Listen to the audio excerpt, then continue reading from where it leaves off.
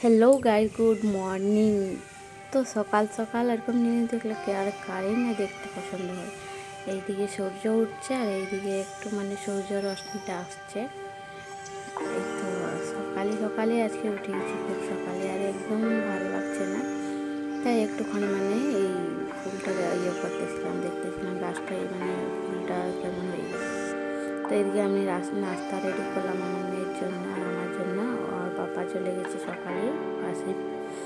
এদিকে নাস্তা খাওয়ার পরে নিচে আসে একটু দিয়ে দিল উপমা। উপমা নয়, সরি, পোহা। পোহা দিল। পোহা খাওয়ার পরে আজকে কাজ করতে যাচ্ছিলাম, করতে করতে দুপুর বেজে গেল।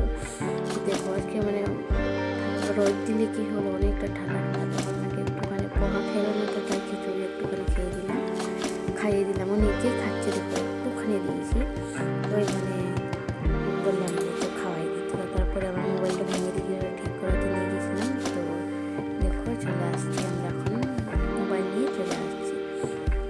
তো আজকে ব্লগটা এখান থেকে বাই বাই। আমার মেয়ে হেঁটে হেঁটে আসছে, দেখো আজকে অত যন্ত্রণা করেনি, কারণ আজকে দিয়েছি ললিপপ, চকলেট ললিপপ। বাই।